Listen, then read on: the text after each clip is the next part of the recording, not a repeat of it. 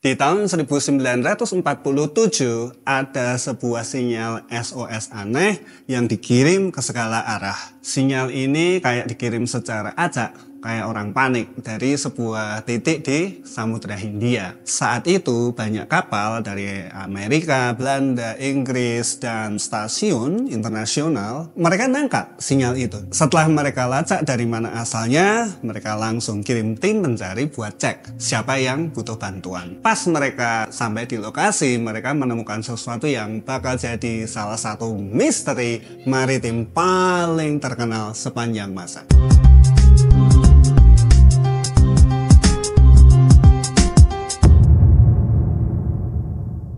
Sebelum kita masuk ke ceritanya, aku pengen kamu coba pikir ini dari sudut pandangmu ya. Kira-kira menurut kamu ini fakta atau fiksi kejadiannya? Karena banyak orang bilang, ini cuma urban legend, mitos, hoax. Tapi ada beberapa detail yang bikin cerita ini nggak bisa juga dengan gampang dikatakan bahwa ini bohongan. Apa saja itu? Pertama, ada banyak kapal internasional dan stasiun radio yang mendengar sinyal yang aneh ini, dan sinyalnya cukup unik. Nanti kita bahas detailnya. Yang kedua, 5 tahun setelah kejadian, penjaga pantai Amerika menulis cerita tentang ini di salah satu publikasi resmi mereka yang cukup bisa dipercaya. Berikutnya, kasus ini sudah ada sejak tahun 1947, sudah lebih dari 70 tahun. Tapi belum ada yang bisa resmi membuktikan bahwa cerita ini tidak benar. Jadi kita mulai saja ya.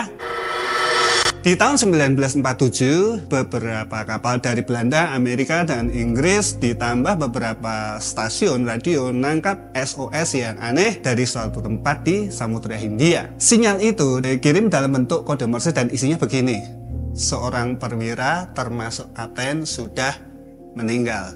Mereka tergeletak di ruang peta dan jembatan, mungkin seluruh kru juga sudah meninggal. Terus ada jeda sinyal yang gak jelas dan diakhiri dengan 2 kata. Aku mati. Terus sunyi.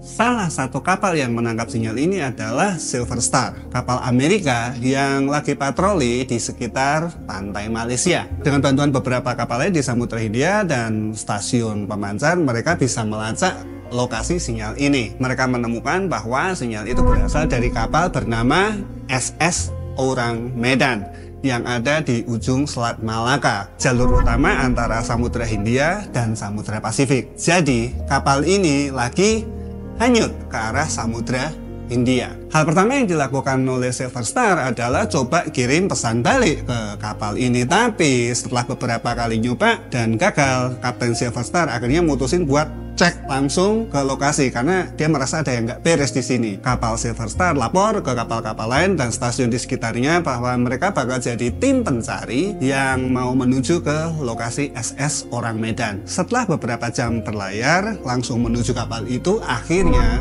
mereka melihat kapal itu dari kejauhan. Para pelaut sudah berpengalaman di Silver Star, begitu melihat itu langsung tahu bahwa kapal ini sudah dalam keadaan tanda kutip mati, ya cuma hanyut. Ini red flag ya buat mereka, apalagi digabung dengan sinyal yang mereka terima. Makin dekat ke kapal mereka makin creepy suasana. Mereka nggak lihat ada orang di atas kapal, nggak ada yang jaga, nggak ada yang nongol di jembatan. Harusnya kalau kapalnya lagi nggak bisa jalan kan biasanya krunya bakal ada di luar buat minta tolong, lambai-lambaikan tangan atau bendera gitu kan ya. Tapi ini sepi, nggak ada orang sama sekali. Lampu-lampu juga mati, kapal hanyut begitu aja di Samudra Hindia. Pas mereka udah benar-benar dekat, mereka tiup peluit kapal untuk nyoba narik perhatian kru di Orang Medan. Tapi nggak ada yang balas. Mereka juga ngirim kode Morse, tapi sama. Nggak ada respon sama sekali. Akhirnya setelah beberapa kali nyoba gagal dan suasananya makin aneh, Kapten Silver Star akhirnya memutuskan buat ngecek kapal itu langsung. Jadi mereka putuskan mau naik ke kapal. Kru Silver Star tahu bahwa sebelum naik pasti ada yang salah nih di sini. Ada terlalu banyak red flag, tanda bahaya di sini. Mereka sudah menyiapkan diri untuk melihat hal buruk, tapi mereka nggak pernah siap untuk apa yang akan mereka lihat sebentar lagi.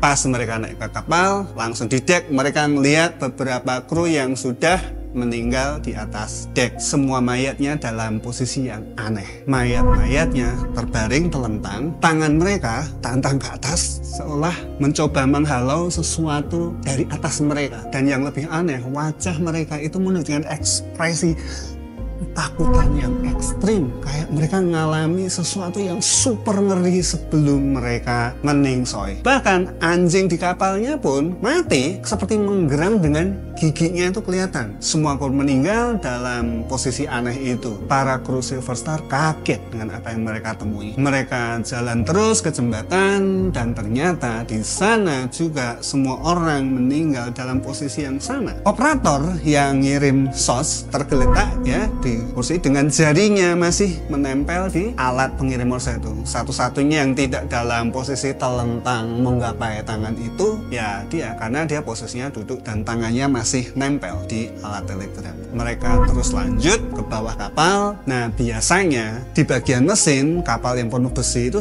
panas banget karena nggak ada ventilasi, apalagi waktu itu di luar suhunya lebih dari 37 derajat Celcius. Tapi pas mereka masuk ke bawah rasanya itu dingin banget. Beberapa kru Silver Star bilang bahwa suhunya kayak 4 derajat Celcius. Di situ mereka menemukan lebih banyak mayat kru, semua dalam kondisi yang sama, seperti mencoba mencegah sesuatu dari atas gitu mendekat pada mereka dengan ekspresi ketakutan yang sama. Semua kru kapal meninggal dalam kondisi yang aneh. Kapalnya sendiri tidak ada kerusakan besar, mesinnya cuma kayak dimatikan saja, tapi kapalnya nggak rusak. Mereka nggak menemukan kerusakan apapun. Kru yang meninggal walaupun akhir hidupnya tragis, tapi tidak menunjukkan ada tanda-tanda luka atau serangan dari luar. Sesuatu jelas bikin mereka tewas, tapi tidak ada luka sama sekali di tubuh mereka. Dan anehnya mayat mereka menunjukkan tanda-tanda pembusukan yang sangat cepat. Kelihatan sekali di operator telegrafnya. Aneh ya, padahal operator telegrafnya itu baru saja ngirim sinyal Morse beberapa jam sebelumnya. Jadi ini nggak masuk akal sama sekali. Kapten Silver Star akhirnya putuskan untuk nggak sentuh mayat-mayat itu. Mereka meninggalkan mayat itu di tempatnya, keluar dari kapal, lalu ikatkan tali ke kapal orang Medan, diikatkan ke kapal mereka buat ditarik. Tapi pas mereka mulai narik, tiba-tiba ada yang teriak karena ada asap keluar dari orang Medan. Mereka nggak mau ambil risiko, mereka langsung mutusin buat motong talinya. Mereka buru-buru lompat dari SS Orang Medan masuk ke Silver Star, dan tidak berapa lama kemudian SS Orang Medan itu meledak. Ledakannya besar sekali sampai kesaksian orang-orang di situ, kapal SS Orang Medan itu terangkat dari air lalu jatuh lagi ke air keras dan lalu tenggelam dengan cepat. Jadi karena nggak ada bukti lagi, satu-satunya yang tersisa hanyalah kesaksian para kru Silver Star. Mereka harus balik ke daratan dan coba jelaskan apa yang baru mereka lihat. Sekarang ada banyak orang penasaran ingin tahu apa yang sebenarnya terjadi. Para kru Silver Star cuma bisa bilang, kami lihat hal mengerikan di atas kapal itu, lalu kapal itu meledak dan hilang. Disinilah misteri sebenarnya belum berakhir, karena ada banyak yang bisa dibahas di sini. Kita masuk ke beberapa teorinya ya, dugaannya, pro kontranya.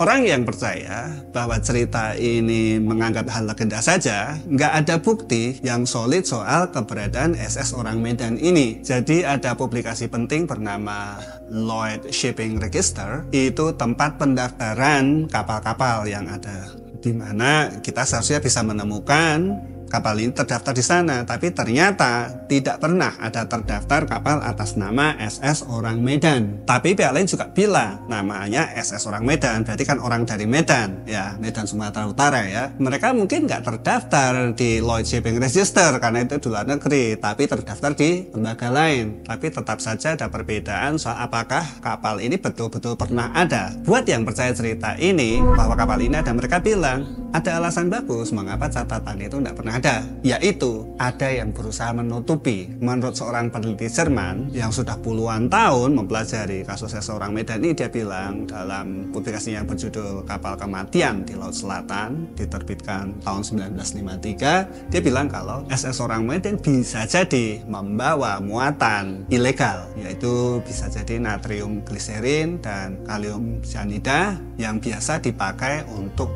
senjata. Mungkin ada kebocoran ban yang bikin semua kru itu meninggal tanpa luka-luka. Terus setelah krunya Silver Star naik kapal itu untuk ditarik, mungkin ban-ban itu ada yang terjatuh dan itu yang bikin kapal itu meledak. Tapi ini juga meninggalkan beberapa pertanyaan juga. Misalnya, gimana caranya Silver Star krunya kok nggak kena paparan ban kimia itu? Terlepas dari semua itu, ini tetap cerita yang menarik ya, kamu bisa Google. Jadi gimana menurut kamu cerita ini? Fakta atau fiksi? Oke guys, terima kasih sudah nonton video ini sampai selesai. Jangan lupa share, like, dan subscribe supaya kamu terupdate terus dengan konten-konten baru di video ini. Jaga tetap sehat, tetap semangat, dan tetap bahagia. Sampai ketemu di video berikutnya. Ciao!